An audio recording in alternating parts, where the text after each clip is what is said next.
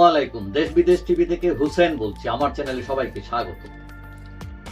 দীর্ঘ 15 বছর আন্দোলন করেও শেখ হাসিনা সরকারকে নাড়াতে পারছিল না বিএনপি এবং অনেক দল।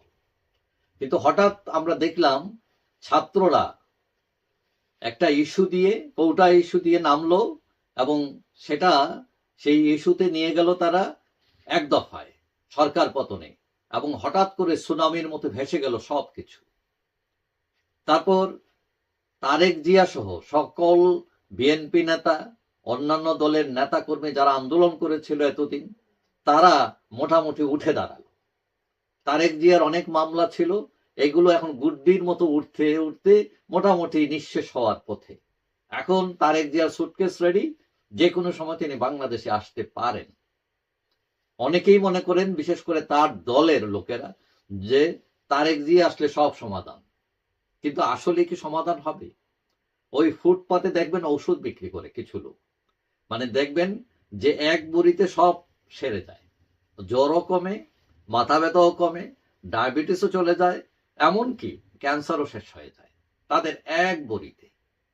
এখন তারেক জিয়া কি সেই ফুটপাতের ওষুধ বিক্রেতার বড়ির কিনা? বিএনপি কেউ কেউ মনে করেন যে তারেক আসলে সব সমাধান, অর্থাৎ তিনি সেই ফুটপাতের ওষুধ বিক্রেতার বড়ির মতো। তো এখন আসলে কি তিনি সব সমস্যার সমাধান করতে পারবেন কিনা?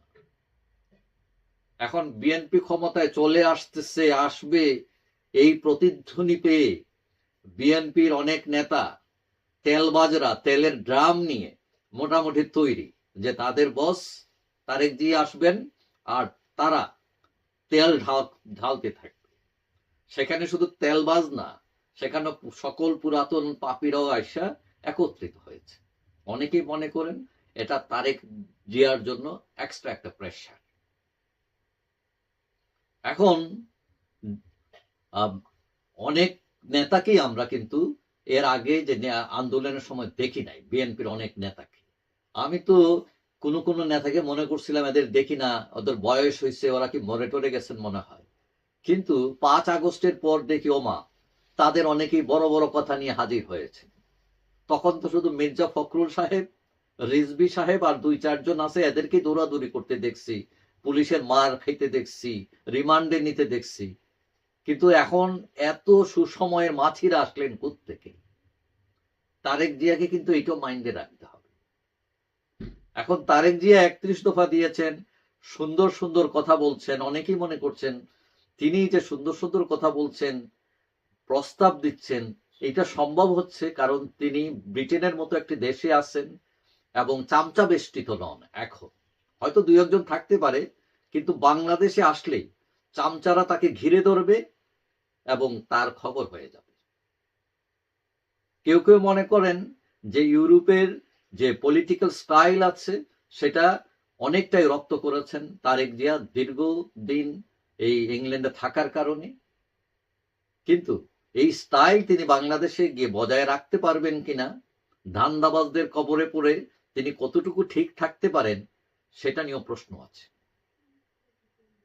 এখন তার দলে পুরান পাপী আছেন, যারা সব সময় বিভিন্ন তদবির নিয়ে ব্যস্ত থাকেন, এবং এখানে কোনো নেতৃত্বের পরিবর্তন হয় নাই। বিএনপিতে নেই কোনো সংস্কার, দলের ভেতর নেই গণতন্ত্র চর্চা, যেরকম আওয়ামী লীগের মধ্যে ছিল না।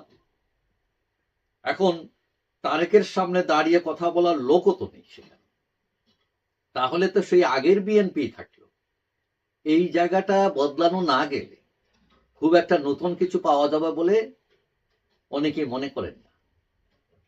এবং আপনারা যদি যান এখন জেলা উপজেলা বিভিন্ন পর্যায়ে, দেখবেন 15 বছরের অভুক্ত নেতারা একদম মাল পানি কামানোর জন্য প্রত্যাশা নিয়ে দাঁড়িয়ে আছেন, একদম ব্যাগ নিয়ে। এখন তারেক জিয়া এদের কয়জনকে শায়েস্তা করবে? আসলে অনেকেই বলেন যে যাহা আওয়ামী লীগ তাহাই বিএনপি, শুধু হাত বদল মুখ বদল এইটুকুই, আর কিছুই না। তবে এক্ষেত্রে কেউ কেউ মনে করেন জামাত একটু ব্যতিক্রম, কিন্তু জামাতের সমস্যা হচ্ছে তাদের এত ভোট নেই।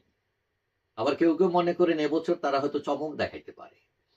তাদের পক্ষে কিছু লোকজন এখন আসতেছে, তাদের নেতৃত্ব বদলাচ্ছে বা বদলিয়েছে, তাদের কথাবার্তা বদলেছে, স্টাইল, চিন্তা ভাবনা, এবং এটার সুফল তারা পেতে পারে।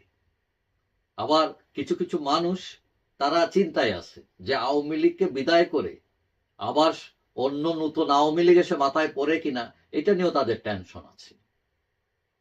এখন সবাই আশা করছেন, বিশেষ করে বিএনপি পন্থী যারা যারা বিএনপিকে সাপোর্ট করেন, যে তারেক জিয়া দেশে ফিরে আনন্দের ফুল ফোটাবেন, কিন্তু তাদের এই প্রত্যাশা ভরসা রাখতে পারছেন না সবাই। প্রশ্ন হচ্ছে কেন পারছেন না? ওই যে চুন খেয়ে মুখ পুড়েছে, এখন দই দেখলেও ভয় পায়। তো তারেক জিয়া কি দই? তাকেও কি ভয় পাচ্ছেন সবাই? দেখা যাক, তিনি ফিরবেন নিশ্চয়ই, এবং ফিরে জাতির জন্য, মানুষের জন্য কি করতে পারেন সময়ই বলে দেবে। যাই হোক, সবাই ভালো থাকবেন।